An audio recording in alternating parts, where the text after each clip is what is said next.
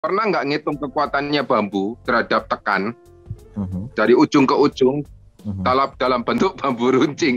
Kenapa Surabaya bisa menang melawan tank, Pak? Saya tidak habis pikir sampai sekarang.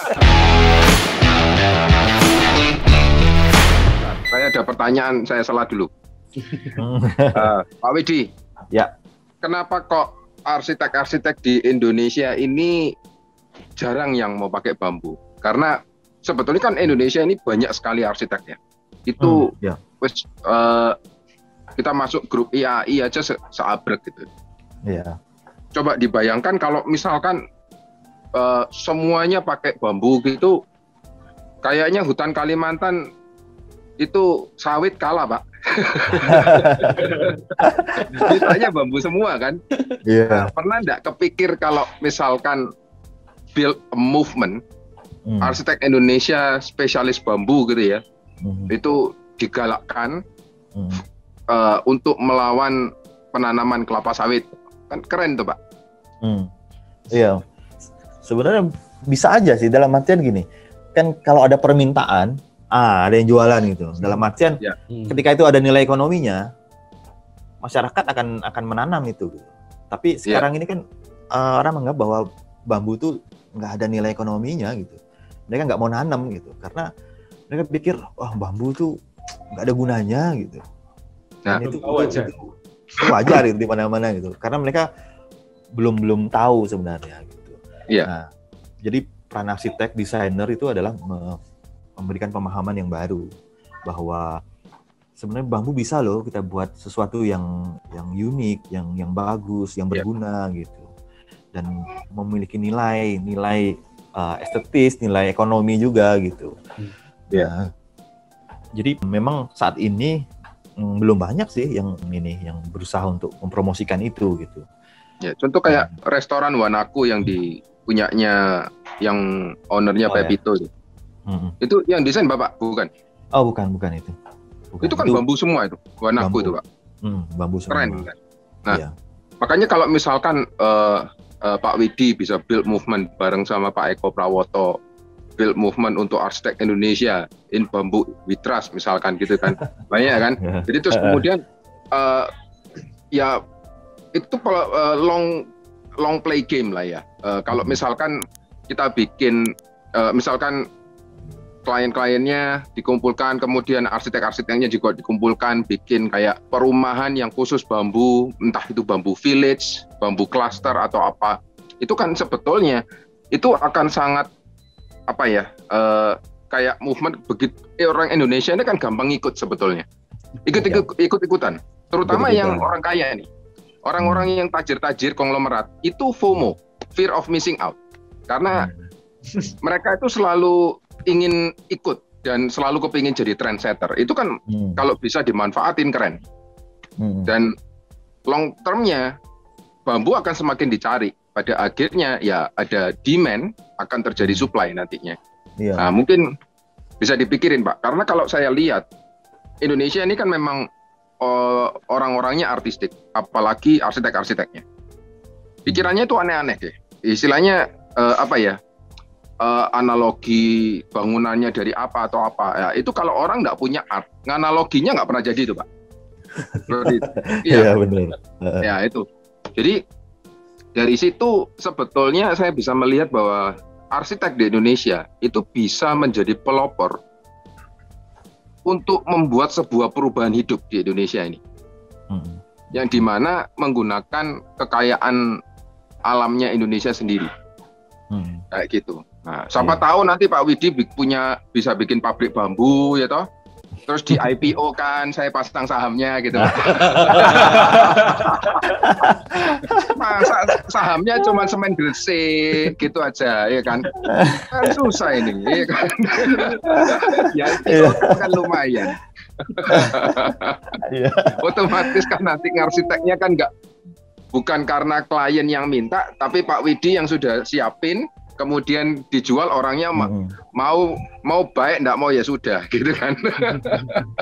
Palingan.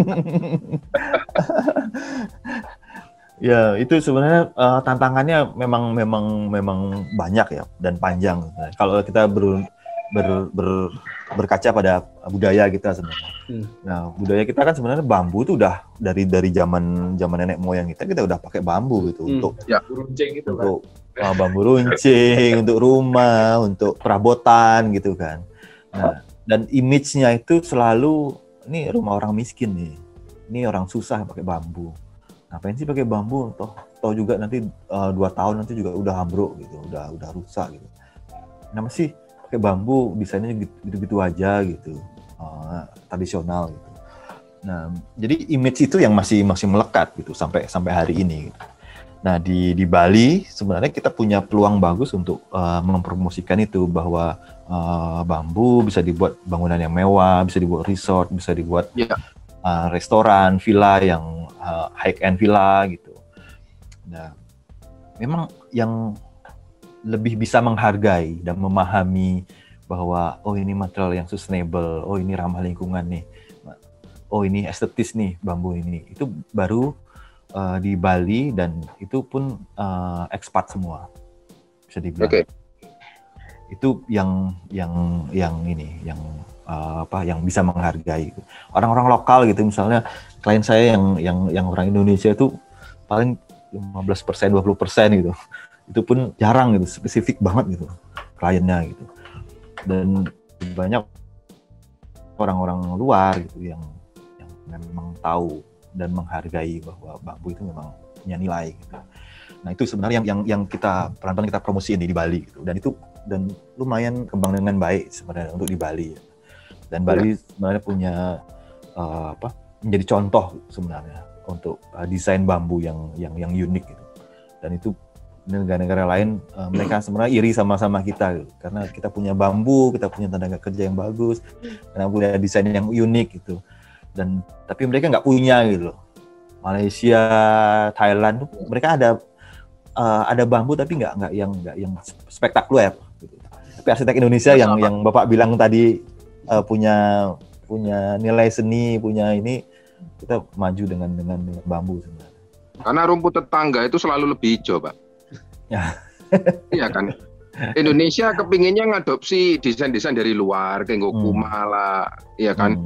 Nah, kayak saya punya klien itu, bahkan saya pernah lihat IG-nya dia sebelum dia ngasih kerja sama kita.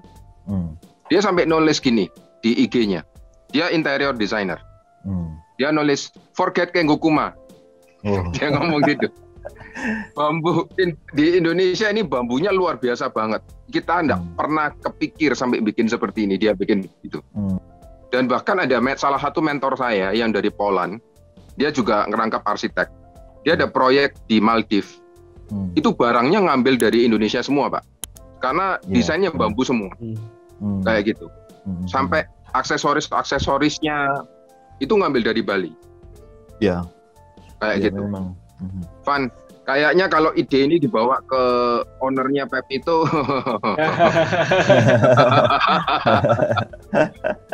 penyandang dananya si Wanaku ini kalau nggak salah arsiteknya dia orang asing kayak orang Aussie kayak. Kalau kurang ajar. Saya pernah Richard. Namanya Pak Richard namanya. Nah, orang Aussie ya, benar ya? Aussie ya. Tapi kita kan dijajah itu. Tapi arsiteknya orang lokal juga kok. Sebenarnya. Arsitek yang ngebantunya kan.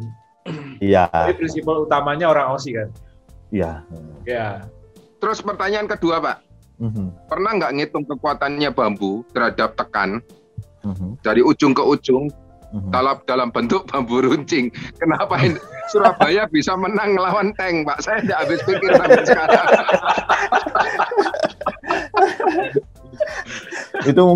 Itu mungkin bambunya ada perhitungan hari baiknya, Pak. Oh, itu nebangnya. Astrologi itu. Astrologinya. Saya curiganya juga ada jampi-jampinya ini, Pak. Kebal ditembak, Pak. Iya.